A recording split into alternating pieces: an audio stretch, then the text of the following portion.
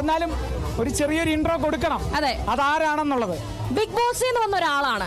അതെ അതെ, ബിഗ് ബോസിന്റെ ഒരു ആളാണ്, നമ്മുടെ ഒരു കോമണർ ആണ്, തൃശൂർ ജില്ലക്കാരനാണ്, ഏറ്റവും കൂടുതൽ വോട്ടൊക്കെ നേടിയ ഒരാളാണ്, ഒരു കർഷകനാണ്, ഒരു എഴുത്തുകാരനാണ്. ഏകദേശം പിടി കിട്ടിയോ? അനീഷേട്ടനെ അറിയോ ബിഗ് ബോസിലെ? അനീഷേട്ടനാണ് നമ്മുടെ ഇന്നത്തെ അതിഥി ബിഗ് ബോസിലെ. ഓക്കെ, അനീഷേട്ടാ, വെൽക്കം ദ സ്റ്റേജ്. അനീഷേട്ടന്റെ ഒരു ഡയലോഗ് തന്നെ പറയണം. അനീഷേട്ടൻ വരുമ്പോ കണ്ണടച്ച് കിടക്കുന്നത് ഞാൻ കണ്ടു, അതാണ് അനീഷേട്ടന്റെ ഏറ്റവും വലിയൊരു ഇൻട്രോ ഇരിക്കുന്നത്. അനീഷേട്ടാ, വെൽക്കം. Thank you. അതെ, എന്തൊക്കെയാണ് വിശേഷം? നല്ല വിശേഷം. ബിഗ് ബോസിന് ശേഷം ആദ്യമായിട്ടാണ് ഇത്രയും ഒരു ജനസാഗരം ഇവിടെ കാണുന്നത്. അതിന്റെ ഒരു സന്തോഷമുണ്ട്. പിന്നെ ഞാനൊരു തൃശ്ശൂർക്കാരനാണ്. അപ്പൊ തൃശ്ശൂർ വന്ന് ഇങ്ങനെ ഒരു പ്രോഗ്രാമില് ഇത്രയധികം ആളുകളെ കാണുമ്പോ അത് അടിപൊളിയായിട്ടുള്ള ഒരു ഫീലാണ്. ഞാനൊരു കാര്യം ചോദിക്കട്ടെ, തൃശ്ശൂർക്കാരനാണല്ലോ, കപ്പെടുക്കുവോ? തൃശ്ശൂർ കപ്പെടുക്കണം തീർച്ചയായിട്ടും. കഴിഞ്ഞ കൊല്ലം തൃശ്ശൂരാണ് കപ്പെടുത്തത്. അപ്പൊ ഉറപ്പായിട്ടും ഇക്കൊല്ലം ഇനി ദിവസങ്ങളുണ്ടല്ലോ, തൃശ്ശൂർ തിരിച്ചു വരും, കപ്പെടുക്കും എന്നുള്ളത് ഉറപ്പാണ്. സ്റ്റേജ് നടന്ന പരിപാടിയൊക്കെ കണ്ടില്ല, എങ്ങനെയുണ്ട് പിള്ളേരുടെ എനർജി എന്ന് പറഞ്ഞിട്ടുണ്ടെങ്കിൽ, ഒന്നാമത് കലോത്സവം എന്ന് പറഞ്ഞിട്ടുണ്ടെങ്കിൽ തന്നെ ഒരു വൈബാണ് അല്ലെ. പ്രത്യേകിച്ച് അത് സാംസ്കാരിക തലസ്ഥാനമായിട്ടുള്ള തൃശ്ശൂരാകുമ്പോ അത് ഒരു പ്രത്യേക തരത്തിലുള്ള ഒരു വൈബാണ്. അപ്പൊ ഉറപ്പായിട്ടും കണ്ടില്ലേ, ഇപ്പൊ എത്ര ആളുകളാണ് ഇവിടെ വന്നിരിക്കുന്നത്. അപ്പൊ അത് തന്നെ ആ ഒരു കലോത്സവത്തിന്റെ ഒരു മഹിമ വിളിച്ചു പറയുന്ന ഒരു കാര്യമാണ്. അപ്പൊ എനിക്ക് ഉറപ്പാണ് എന്റെ ജില്ല തൃശ്ശൂർ വിൻ ചെയ്യും എന്നുള്ള, കപ്പ് ഉയർത്തും എന്നുള്ള ഉറപ്പ് എനിക്കുണ്ട്. അതെ, പിന്നെ കർഷകനാണ്, മുൻ ബാങ്ക് ഉദ്യോഗസ്ഥനാണ്, എഴുത്തുകാരനാണ്, നേരം തുഴഞ്ഞ്. അപ്പം എങ്ങനെയാണ് ആ ഒരു അത്രയും പോകുന്ന ഒരു പോർട്ട്ഫോളിയോയിൽ നിന്ന് ബിഗ് ബോസിലേക്ക് എത്തി, ബിഗ് ബോസിൽ അവസാന റൗണ്ട് വരെ കോമണർ എന്നുള്ള നിലയ്ക്ക് എത്തി, പിന്നീട് ജനങ്ങളുടെ പ്രിയപ്പെട്ടവനായി? എങ്ങനെ തോന്നുന്നു ആ ഒരു ചേഞ്ച്? ബേസിക്കലി ഞാനൊരു കർഷകനാണ്. അല്ല, വേറെ കാര്യം പറ്റേ, ഇപ്പൊ കോമണർ ആണോ?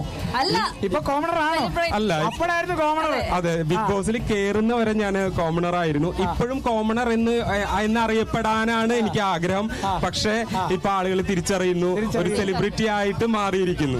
അതിന്റെ ഒരു സന്തോഷമുണ്ട്. വേറൊരു കാര്യം ചോദിക്കട്ടെ, ഇപ്പം ബിഗ് ബോസിൽ നിന്ന് ഇറങ്ങുന്നവരോട് ചോദിക്കും, നിങ്ങൾക്ക് അവിടെ എന്തെങ്കിലും ബുദ്ധിമുട്ടുണ്ടോ, അല്ലെങ്കിൽ നിങ്ങൾക്ക് എന്തൊക്കെ ബുദ്ധിമുട്ട് അവിടെ ഉണ്ടായത്? അതേപോലെ അകത്തുള്ള സൗഹൃദം പുറത്തു വരുമ്പോഴും ഉണ്ടോ? ആ അകത്ത് കുറെ പേര് അടിയായത് നമ്മൾ കണ്ടായിരുന്നു. ഈ ഡിസ്റ്റൻസ് വിട്ടു നിൽക്കണം അല്ലേ? ഈ ഡിസ്റ്റൻസ് ഒരു കയ്യകലം. ആക്ച്വലി ബിഗ് ബോസിൽ ഉണ്ടായിരുന്നപ്പോ ഞാൻ ഓരോ നിമിഷം എൻജോയ് ചെയ്തിട്ടാണ് നിൽക്കുന്നുണ്ടായിരുന്നത്. എനിക്ക് 100 ദിവസമല്ല, ഇനി 200 ദിവസമായാലും എനിക്ക് അവിടെ നിൽക്കാം എന്നുള്ള ഒരു മാനസികാവസ്ഥയായിരുന്നു. ബിക്കോസ് ഞാൻ ആ ഒരു ഷോനെയും ആ ഒരു വീടിനെയും ഞാൻ അത്രമാത്രം സ്നേഹിച്ചിരുന്നു. അപ്പൊ അതുകൊണ്ട് അതിന്റെ ഉള്ളില് എനിക്ക് അത്ര ബുദ്ധിമുട്ടുകളൊന്നും തന്നെ ഫീൽ ചെയ്തിരുന്നില്ല. പിന്നെ അവിടെ അടി എന്നതിനേക്കാൾ ഉപരി സൗഹൃദം ഉണ്ടായിരുന്നു. അപ്പൊ തിരിച്ചിറങ്ങിയിട്ടും ആ സൗഹൃദം എല്ലാവരുമായിട്ട് ഒരു പ്രൊഫഷണൽ ബന്ധം ഞാൻ കീപ്പ് ചെയ്യുന്നുണ്ട്. അത് കൂടാതെ ഇപ്പോ ചില സൗഹൃദങ്ങൾ ഇപ്പൊ നമ്മൾ പറയില്ലേ, നമ്മളൊരു ക്ലാസ്സിലാണെങ്കിലും ഇവിടെ എത്രയോ പിള്ളേര്, എത്രയോ കുട്ടികൾ ഇവിടെ പെർഫോം ചെയ്യുന്നു, അവർക്കും ചില ഒരു ഫേവറേറ്റ്സ് ഒക്കെ ഉണ്ടായിരിക്കും. അതേപോലെ തന്നെ പുറത്തിറങ്ങിയിട്ടും നല്ല രീതിയിലുള്ള സൗഹൃദങ്ങൾ ഞാൻ കീപ്പ് ചെയ്യുന്നുണ്ട്. ബിഗ് ബോസിലൊപ്പം ഉണ്ടായിരുന്നവരെല്ലാരും ഇപ്പൊ നല്ല സുഹൃത്തുക്കളാണ്. എല്ലാവരായിട്ട് ഒരു പ്രൊഫഷണൽ ബന്ധം ഞാൻ കീപ്പ് ചെയ്യുന്നു. അതെന്താ അങ്ങനെ ഒരു വേർതിരിവ് പറഞ്ഞേ? അതായത് ഇപ്പൊ നമുക്ക് എന്താ പറയാ, നമുക്ക് ഒരു ചിലപ്പോ കൂടുതൽ ഫ്രണ്ട്ഷിപ്പ് ഉണ്ടായിരിക്കും. ഉറ്റ സുഹൃത്ത് എന്നുള്ള സുഹൃത്തുക്കൾ ഉണ്ടാവാനുള്ള സാധ്യതയുണ്ട്. ഇപ്പൊ എന്നെ സംബന്ധിച്ചിടത്തോളം എല്ലാവരായിട്ട് ഒരു നല്ല ബന്ധം, പ്രൊഫഷണൽ ഒരു അപ്രോച്ച്, കൂടാതെ ഇപ്പോ ഷാനവാസൊക്കെ ആയിട്ട് നല്ലൊരു ബന്ധം കീപ്പ് ചെയ്യുന്നു.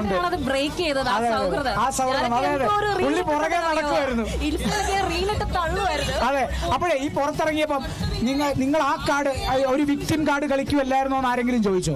അങ്ങനെ എന്തെങ്കിലും ഒരു കാർഡ് നിങ്ങൾ ഇറക്കിയായിരുന്നോ എന്ന് ചോദിച്ചോ ആരെങ്കിലും? ഞാൻ ആക്ച്വലി ഒരു കാർഡും അവിടെ ഇറക്കിയിരുന്നില്ല. പക്ഷെ പുറത്തിറങ്ങിയതിന് ശേഷം ഒരുപാട് ആളുകൾ ഓരോരുത്തർക്കും അവരവരുടേതായിട്ടുള്ള ഒരു പെർസ്പെക്റ്റീവ് ഉണ്ടായിരിക്കും.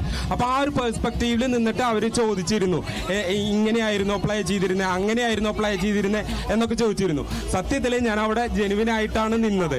അപ്പോൾ ഈ പറയുന്ന ഒരു കാർഡുകൾ എന്ന് പറയുന്നത് കാണുന്ന ആളുകളുടെ ഒരു പെർസ്പെക്റ്റീവ് ആണ്. ഞാൻ അങ്ങനെ ഒരു തരത്തിലും ഒരു കാർഡ് ഇറക്കിയിട്ടൊന്നും മാത്രമല്ല അവിടെ നിൽക്കുന്നുണ്ടായിരുന്നത്. അനീഷേട്ടൻ ബിഗ് ബോസിലുള്ളപ്പോഴും അനീഷേട്ടന്റെ നാട്ടുകാർ പറഞ്ഞത് അനീഷ് ഞങ്ങളുടെ നാട്ടിൽ എങ്ങനെയാണോ അതേപോലാണ് അനീഷ്. അവിടെ ചെന്ന് വേറെ ഒറ്റപ്പെടൽ കാർഡ് എന്നൊക്കെ അനീഷേട്ടന്റെ പേരിൽ ഒരു കാർഡൊക്കെ ഇറക്കിയിട്ടുണ്ടായിരുന്നു. പക്ഷെ അങ്ങനെ ഒരു സംഭവമില്ല. അനീഷ് നേരത്തെ ബാങ്കിലായിരുന്നു, പിന്നെ അവൻ എഴുത്തുകാരനായി, അങ്ങനെ തന്നെയാണ് നാട്ടുകാർ. കർഷകനാണ്. കേരള വിഷൻ ന്യൂസിന് അനീഷേട്ടനായിട്ടുള്ള ബന്ധം അറിയാം. നമ്മൾ നേരത്തെ കേരള വിഷന്റെ ഫാമിലിയുടെ ഭാഗമാണ്. തീർച്ചയായിട്ടും എന്റെ ആദ്യത്തെ ബുക്ക് എന്നേരം തുഴഞ്ഞ് പുറത്തിറങ്ങിയപ്പോ എന്നെ മാക്സിമം സപ്പോർട്ട് ചെയ്തിരിക്കുന്നത് ഈ ചാനലാണ്. അപ്പൊ അതുകൊണ്ട് തന്നെ എനിക്ക് നിർബന്ധം ഉണ്ടായിരുന്നു, ഞാൻ തൃശ്ശൂർക്ക് വരുമ്പോ ഈ കലോത്സവത്തിന് വരുമ്പോ ഏറ്റവും ആദ്യം ഇവിടേക്ക് വരണം എന്നുള്ള ഒരു നിർബന്ധ ബുദ്ധി എനിക്കുണ്ടായിരുന്നു. കാരണം എന്റെ ആ ഒരു പുസ്തകത്തിന്റെ ആ ഒരു ഇനീഷ്യൽ സ്റ്റേജിൽ അടക്കം എന്നെ സപ്പോർട്ട് ചെയ്തത് കേരള വിഷനാണ്. പ്രത്യേകത എന്ന് പറയുന്നത് ഈ അനീഷേട്ടന്റെ സ്റ്റോറി അല്ലെങ്കിൽ അനീഷേട്ടന്റെ ബുക്ക് പബ്ലിഷ് ചെയ്യാൻ നേരത്തെ ആരാ റിപ്പോർട്ട് ചെയ്യുന്നത്? അനീഷ് ആന്റണിയാണ്. എനിക്ക് ആക്ച്വലി അനീഷ് ആന്റണി ആയിട്ട് എനിക്ക് കുറെ കാലത്തെ ഒരു ബന്ധമുണ്ട്. ഒന്നാമത് എന്റെ പഞ്ചായത്തിലുള്ള ഒരു അംഗമാണ് അനീഷ് ആന്റണി. പിന്നെ എന്റെ സ്കൂളിൽ എന്റെ സീനിയർ ആയിരുന്നു.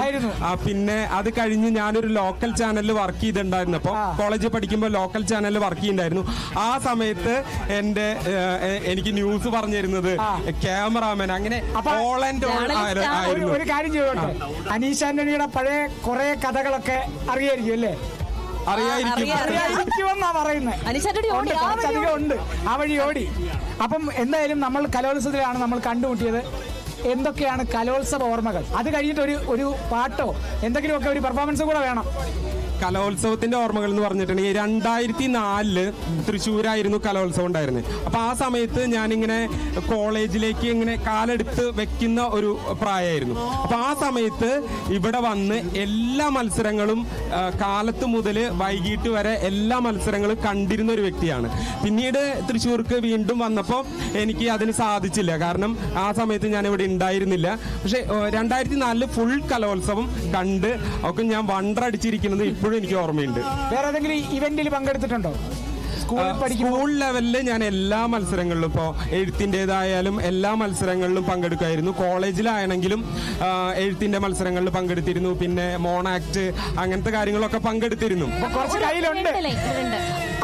അതൊക്കെ മറന്നുപോയി. ആക്ച്വലി നമുക്കൊരു കാര്യം ചെയ്യാം, എന്തായാലും ഒരു പെർഫോമൻസ് നമ്മുടെ കൂടെ ഒന്ന് കാണുക. അത് കഴിഞ്ഞിട്ട് പിന്നെ ഈ വിശേഷത്തില് അത് കഴിഞ്ഞിട്ടാണ് പെർഫോമൻസിലേക്ക് വരുന്നത്. ഞാൻ പെർഫോം ചെയ്യാനായിട്ട് അത് എത്ര കാലം മുന്നുള്ളതാണെന്ന് അറിയോ?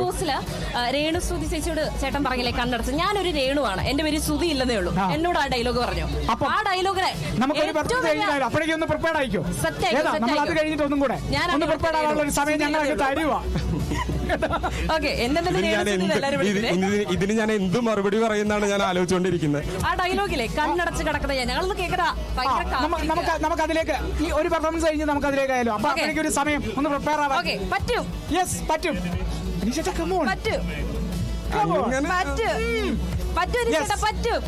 ചേട്ടൻ അടുത്തൊരു പെർഫോമൻസ് കാണുന്നു, അതിന്റെ ആ ടെൻഷൻ, ഇപ്പൊ ഏറിയ ടെൻഷൻ നമുക്കൊന്ന് ഇറക്കാം. അതെ, അടുത്തൊരു പെർഫോമൻസ് കാണണം എന്തായാലും. ഞാൻ രേണുസുതി ആവാം കേട്ടോ ആ സമയത്ത്. എന്തായാലും മനസ്സിലുള്ള എല്ലാ ഇതും വരട്ടെ. നമ്മളൊരു കാര്യമുണ്ട്, നമ്മളൊരു പെർഫോമൻസ് കാണുമ്പോൾ നമ്മുടെ മനസ്സ് ഫ്രീ ആയിരിക്കും. കാരണം നമ്മൾ ആ ഒരു പെർഫോമൻസിൽ അലിഞ്ഞ് അങ്ങനെ പോകും. പ്രത്യേകിച്ച് തൃശ്ശൂർ നടക്കുമ്പോൾ നമുക്ക് അതൊരു വികാരം കൂടിയാണ്. അപ്പൊ നമുക്ക് എന്തായാലും അടുത്ത പെർഫോമൻസ് കാണാം. അത് കഴിഞ്ഞിട്ട് നമ്മുടെ പെർഫോമൻസ് വേണം. മസ്റ്റാ. ഞാൻ രേണുസുതിയായി കഴിഞ്ഞു. അത് കഴിഞ്ഞിട്ട് കുറെ കാര്യങ്ങൾ നമ്മുടെ ഫാമിലിയുടെ ഭാഗമാണ്. അപ്പൊ നമുക്ക് എത്ര നേരം വേണമെങ്കിലും ചെലവഴിക്കാം അല്ലേ? അപ്പൊ ആ പെർഫോമൻസ് ഒന്ന് കാണാം. തീർച്ചയായിട്ടും. അതെ, അത് കഴിഞ്ഞിട്ട് രേണു ഇവിടെ റെഡിയാ. ശരി, അപ്പൊ എന്തായാലും അടുത്ത പെർഫോമൻസ് കാണാം. യെസ്, ബാക്കിൽ ആ ടീമുണ്ട്. ചേട്ടാ അങ്ങോട്ട് ഇരുന്നാട്ടെ. ചേട്ടാ അല്ലെങ്കിൽ അനീഷേട്ടാ, അല്ലെങ്കിൽ എന്താ നമുക്ക് നമ്മുടെ ഇതിന് കൂടെ അങ്ങ് നിന്നാലോ? അതാണൊന്നും കൂടെ നല്ലതെന്ന് തോന്നുന്നല്ലേ? ഹാപ്പിയാണോ?